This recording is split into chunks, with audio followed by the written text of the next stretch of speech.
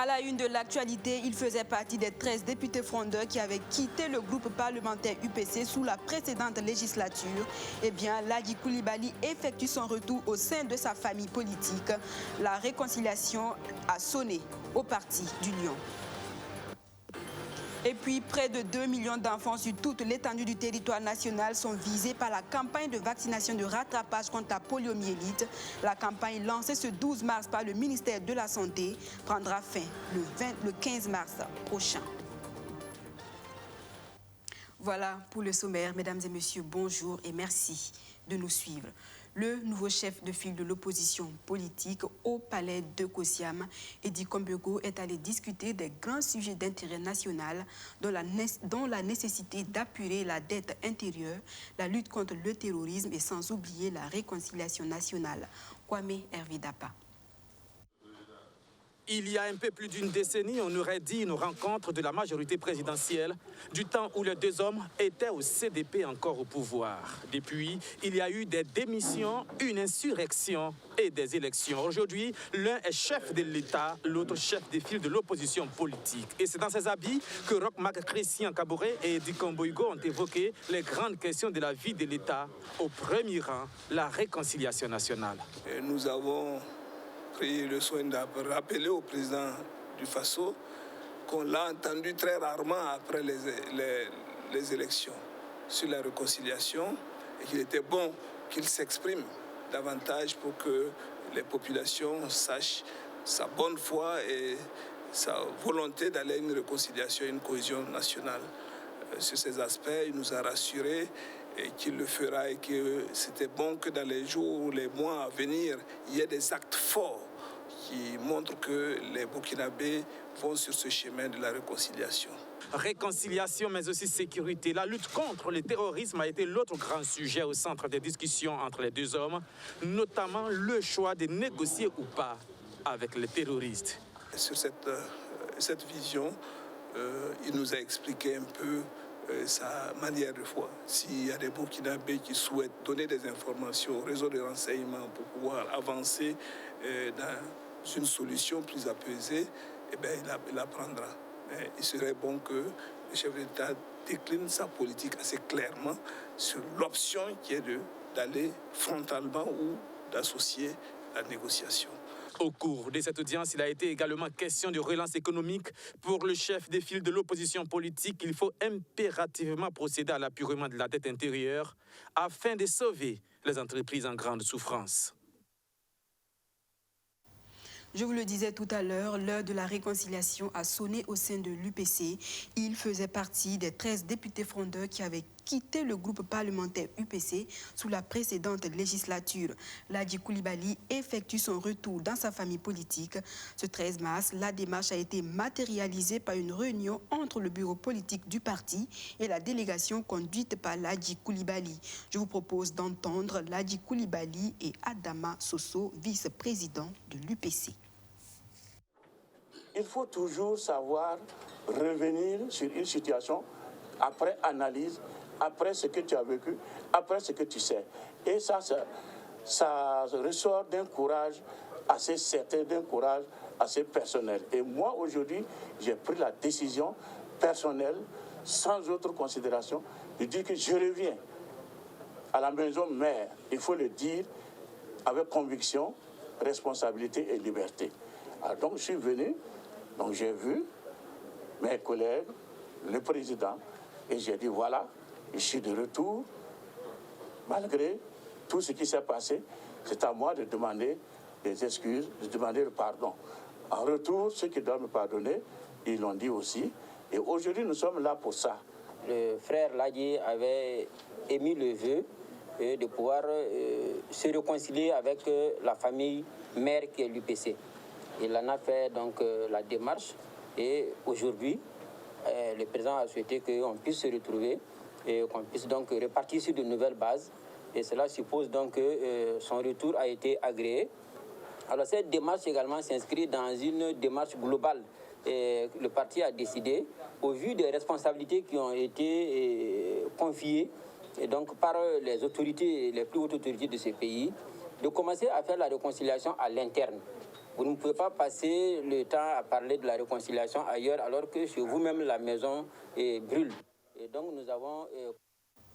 Santé à présent, les enfants de 3 à 6 ans qui n'avaient pas pu bénéficier de la dose contre la poliomyélite peuvent, à compter de ce 12 mars, se mettre à jour.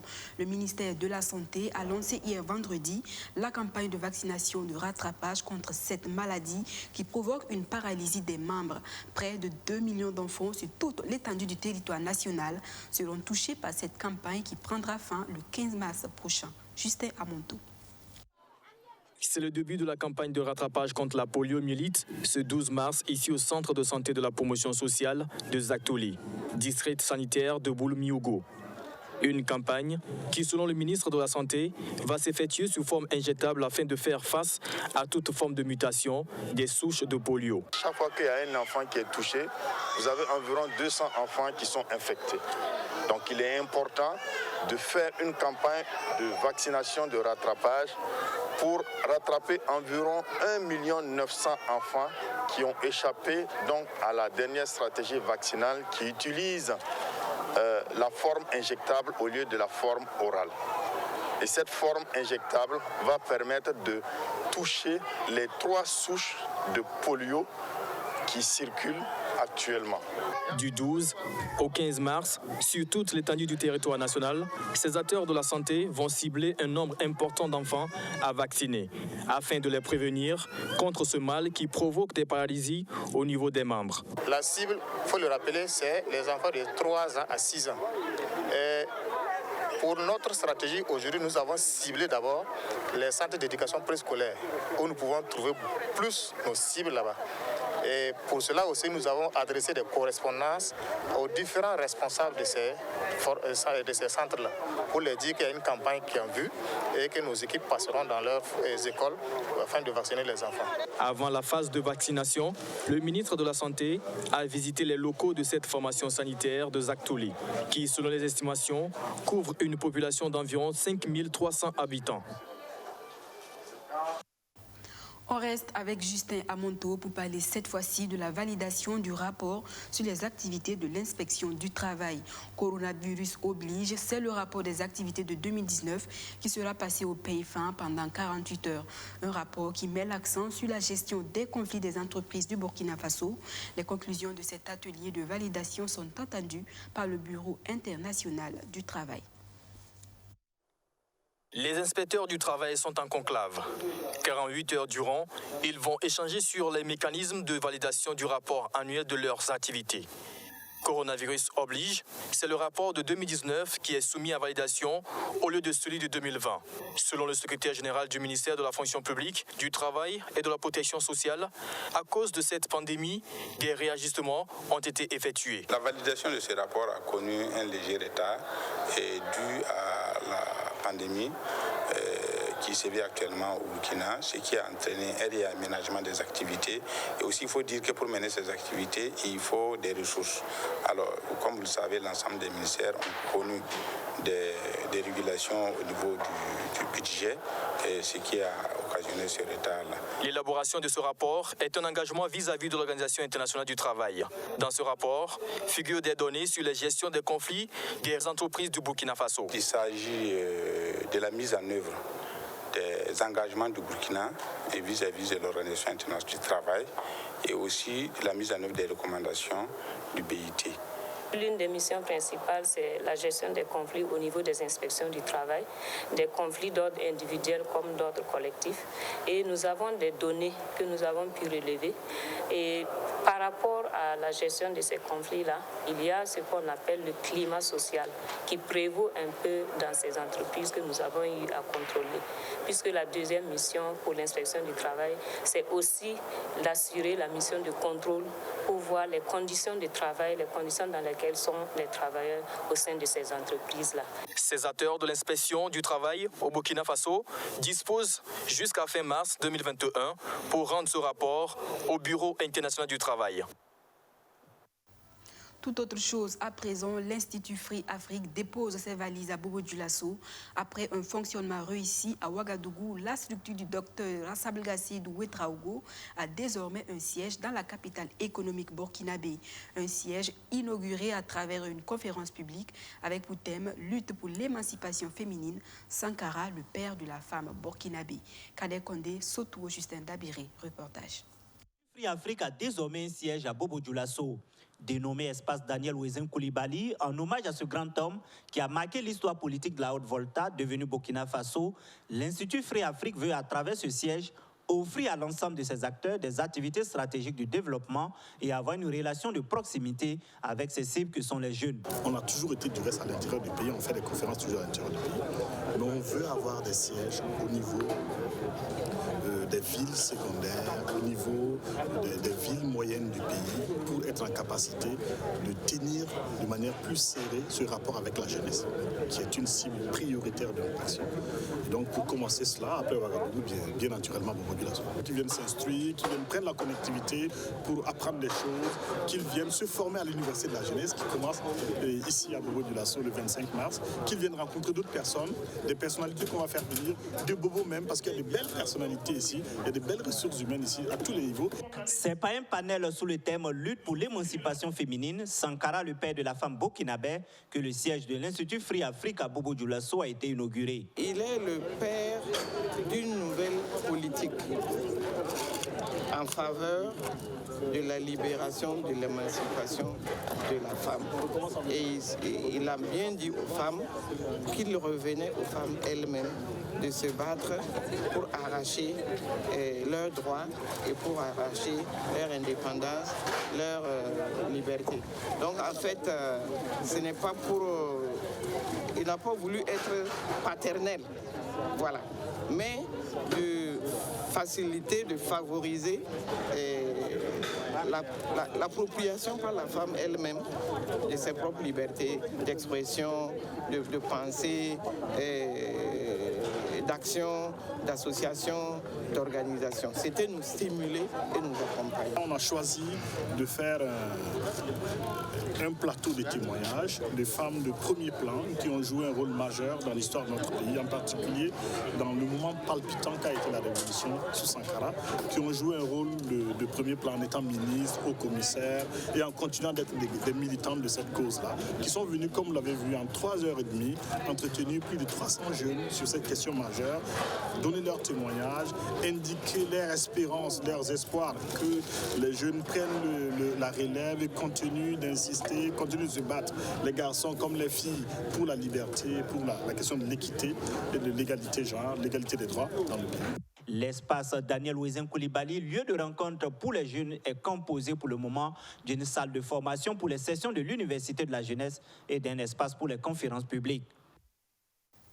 Coup de projecteur dans ce journal sur un homme qualifié d'icône du sport dans la ville de Koupéla. Il s'appelle Joseph Zougmoré, handicapé physique mais très passionné et déterminé dans le domaine du cyclisme. Pour lui, le handicap n'est pas une fatalité. C'est ce qu'il tente d'ailleurs de démontrer depuis plusieurs années. Allons à sa découverte avec Madi Zongo. Joseph Zougmoré, dit Joseph Koutou, est incontournable dans le monde du sport et singulièrement du cyclisme à Koupéla. Handicapé physique depuis l'âge de 3 ans, il est arrivé dans la petite reine en 1982 grâce à Mandé Yao, un ancien cycliste. C'est lui, et comme je suis handicapé, il était un apprenti soudeur au centre des handicapés. Donc il m'a approché, m'a dit en tout cas si je peux l'aider parce que les autres là, ils aiment mais ils n'approchent pas carrément comme ça. Et vu le responsable du centre des handicapés, c'était mon ami, Kaboulé Albert. Albert a dit, en tout cas, si tu peux nous aider, c'est bon. Depuis 82. Joseph Zougmoré a fait ses armes au Vélo Club avant de créer Nabassa Pilma en 2010. J'ai d'abord commencé par être secrétaire à l'organisation. Et après, vice-président. Et maintenant, je suis président. Et j'étais président du Vélo Club. J'ai laissé le Vélo Club en 2000. Et en 2010, nous avons créé le club Nabassa Pilma. À 60 ans, Joseph Zougmoré a passé les 2 tiers de sa vie au service de la petite reine. Les plus talentueux de ces coureurs sont venus faire les beaux jours des clubs de Ouagadougou. Quand j'étais au vélo club, je sais que vous connaissez Yacouba Yamouego, il y a Arnaud, et ça c'est le vélo club. Le nom s'appelle moi. Il y a deux coureurs qui sont en 2010. Il y a deux coureurs, il y a Zoumoulé Pierre et puis il y a Rawende Michael. Ils sont à Bessel. Tailleur de profession et gestionnaire de parking, il dit ne bénéficier d'aucun soutien de la part des autorités locales, encore moins de sponsors. La volonté de faire du cyclisme est alors sa base de recrutement. Moi, j'ai reçu 100 000 en 2015, jusqu'à présent. 100 000 en 2015. Ça, c'est l'Amérique qui nous a donné. C'est celui qui a la volonté, il vient. Michael Rawende, il a la volonté. Il est venu me voir, il m'a dit, en tout cas, lui, il veut faire le cyclisme. J'ai dit, mais est-ce que tu peux? Il dit, il n'y a pas de problème. J'ai dit, bon, moi, je n'ai pas les moyens. Nous, on ne paye pas les coureurs. Et même les vélos, là, on s'est débrouillé pour les parer. Donc, il m'a aidé, on allait parer son vélo. Il a commencé. Michael a commencé avec le même vélo et ça a marché. Joseph Koutou n'hésite pas à priver ses propres enfants de leurs besoins pour servir le cyclisme. Voici ce qu'il répond quand on lui demande ce qu'il gagne. Il y a un de mes fils qui m'a demandé ça. Il m'a demandé l'argent. Je n'avais pas beaucoup d'argent pour lui. Il y a un coureur qui est venu m'exposer son problème. Donc j'ai réglé le problème. Après, il m'a demandé, est-ce que s'il me demande, je ne vais pas faire bagage? Il n'y a pas faire bagage, pourquoi? Mais qu'est-ce que je gagne dans le cyclisme? J'ai dit, petit, le cyclisme, là, j'aime le cyclisme. Et avec le cyclisme, j'ai des rapports. Je connais beaucoup de gens. Et comme je ne fais pas la politique, tu veux que je fasse quoi? Il faut faire quelque chose. Lucien Sanuidi connaît Joseph Djougmoré de longue date. Pour lui, il est une icône du sport à Coupéla. Joseph, je sais qu'on a travaillé pendant longtemps ensemble, mais deux fois, quand il te dit, menez telle activité, vous refusez, il se met de côté, il vous regarde. Et le résultat, c'est ce qu'il avait dit là que vous allez aboutir. Parce que je me rappelle qu'il m'a parlé de beaucoup de choses dans le domaine du sport. Quand cette même équipe-là est descendue en D2, et le bureau avait presque démissionné, et nous, on a pris la relève. Moi, j'étais avec lui, on a travaillé plus de 5 ans ensemble pour que l'équipe-là ne descende pas en 3e division. Et je connais qui est ce monsieur. Pour Alassane Dewangrawa, ancien président de la Fédération burkinabé de cyclisme et patron du RCK, on ne saurait parler des dirigeants du cyclisme au Burkina sans citer Joseph Djougmoré. Nous ne pouvons pas parler des dirigeants sans ne pas citer Djougmoré. Il a ça dans son sang. Et pas de ça, mais il vit avec. C'est vrai qu'il ne peut pas pédaler le vélo, mais il sait, il connaît le vélo. Il inculque ce qu'il a à ces jeunes sportifs. Le bel exemple de Jo Koutou est la preuve que le handicap n'est pas une fatalité.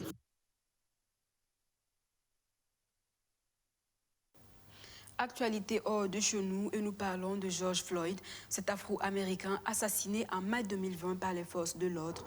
Un accord à l'amiable a été trouvé entre la famille du disparu et l'État de Minneapolis.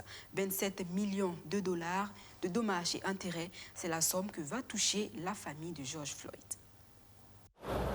27 millions de dollars de dommages et intérêts, c'est ce que va toucher la famille de George Floyd, cet Afro-Américain mort lors de son arrestation en mai 2020.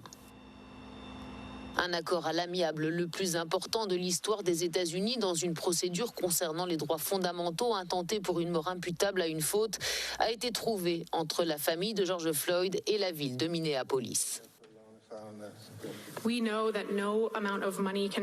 Nous savons qu'aucune somme d'argent ne pourra jamais répondre à la douleur et au traumatisme intense causé par la mort de George Floyd à sa famille et à tant de personnes de notre communauté qui sont en deuil.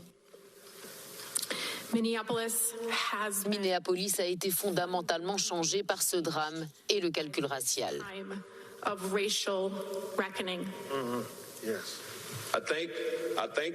Je remercie l'État du Minnesota pour cet accord.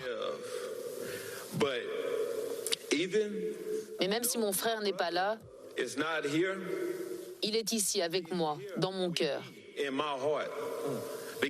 Parce que si je pouvais le faire revenir, je rendrai tout ça. Un autre frère de George Floyd, Rodney, a lui estimé que cet accord à l'amiable était un pas nécessaire pour permettre à la famille de faire son deuil.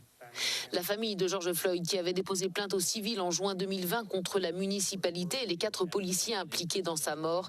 Le procès pénal de l'un d'eux, Derek Chauvin, qui avait asphyxié George Floyd avec son genou en l'immobilisant à terre, s'est ouvert mardi à Minneapolis.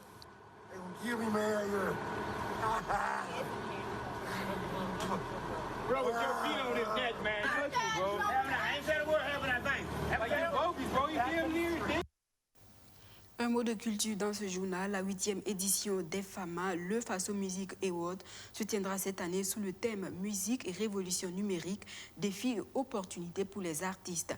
Les acteurs du secteur culturel burkinabé seront donc à l'honneur du 18 au 20 mars 2021 à Ouagadougou.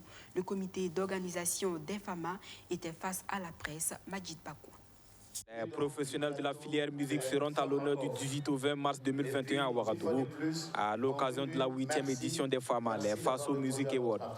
Cette année, l'événement se tient sous le thème musique et révolution numérique, défis et opportunités pour les artistes. Alors, nous sommes partis du constat que la musique subit depuis 10 ans les effets de la numérisation dans toutes ses formes de production et ses modes de diffusion. Disons que l'industrie musicale en grande partie peine aujourd'hui pendant longtemps à cause de la chute des ventes de disques et trouve un nouveau souffle dans le streaming payant. Et vous avez aujourd'hui de nombreuses plateformes sur lesquelles les musiques sont donc téléchargeables. La liste des nominés a été dévoilée à cette conférence de presse. Producteurs photographiques, réalisateurs de clips vidéo, promoteurs de spectacles, artistes et journalistes culturels sont entre autres les nominés par catégorie. Ces derniers seront récompensés par des trophées et des attestations. Pour cette édition, il y aura une rubrique dénommée les FAMA Off, une rubrique qui met en lumière les artistes émergents. Nous avons de nombreux artistes, mais qui peinent à avoir des tribunes pour s'exprimer. Raison pour laquelle nous avons ouvert quand même cette rubrique pour permettre à ces jeunes-là de s'exprimer. Ce jour, nous allons inviter que ce soit des arrangeurs, que ce soit des producteurs également, qui pourront dénicher des talents. Une cérémonie de remise des trophées, des prestations artistiques et des panels sur le thème sont entre autres les activités au programme de cette 8e édition des FAMA. Culture toujours, le général Yak rend hommage aux forces de défense et de sécurité. Lui-même homme de tenue, Yacouba Sourabi à l'état civil a dédicacé cette semaine son premier single intitulé « À nos soldats », un single qu'il dédie à l'ensemble de ses camarades tombés sur le champ de bataille. Abdoulaziz Sari. En plus de ses amis, Yacouba Sourabi, alias Général Yak, a aussi à ses côtés sa mère, venue le soutenir en ce jour spécial de sa vie. Avec allégresse, elle danse au rythme de la chanson de son fils.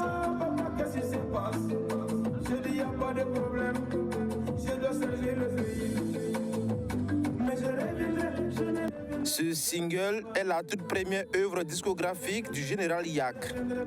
Policier de formation, il a composé cette chanson pour rendre hommage à ses frères d'armes tombés sur le champ de bataille. À nos soldats, c'est le titre. À nos soldats, vous êtes des vaillants. À nos soldats, vous êtes des héros. À nos soldats, vous êtes des vaillants. À nos soldats, vous êtes des héros. À nos soldats, à nos soldats. Le titre « À nos soldats », c'est venu d'une inspiration, comme le présentateur le disait, c'est dû au fait que la nation traverse des difficultés et nous sommes tous secoués. Et je pense qu'il n'y a pas une famille qui ne connaît pas un Korabia quelque part, où il n'y a pas un Burkinabé aujourd'hui qui va dire qu'il n'a pas un parent ou un connaissant ou un voisin qui est peut-être membre des forces de défense et de sécurité. Voilà que le pays traverse des difficultés. Et nous, des gens nous soutiennent à travers les manières, que ce soit dans le théâtre ou encore dans la musique. Mais nous-mêmes étant des éléments des forces de défense et de sécurité qui vivent la chose, parmi nous, nous avons des talents. Et j'en fais partie de ces talents aussi. Je fais de la musique. Je dis pourquoi ne pas apporter, en tout cas ma touche, pour essayer d'encourager.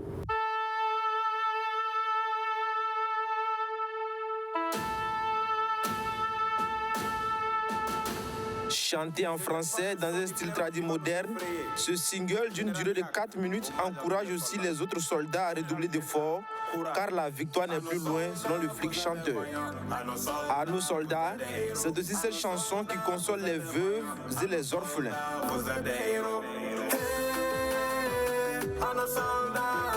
Et je vous assure que cette chanson, après l'avoir chantée, plusieurs fois j'ai coulé des larmes. Je vous dis la vérité, ça fait un peu pitié. C'est moi-même, je l'ai chantée. Je ne sais pas que je peux me faire pleurer moi-même à travers cette chanson. Et on a eu beaucoup d'échos, des familles qui étaient touchées, qui ont dit franchement, vous nous avez touchés. Donc, c'est dû au fait que nous traversons des difficultés et que le pays est secoué, que j'ai eu l'idée de créer le titre à nos soldats.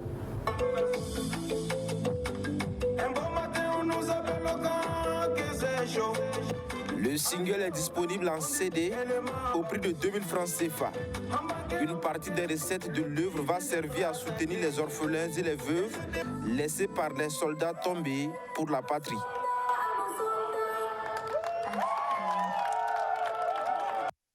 Nos forces de défense et de sécurité sont effectivement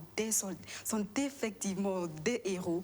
La nation burkinabé est fière de vous. Allez, c'est la fin de ce journal. Merci de nous avoir suivis et excellent week-end en compagnie des programmes de la chaîne au cœur de nos défis.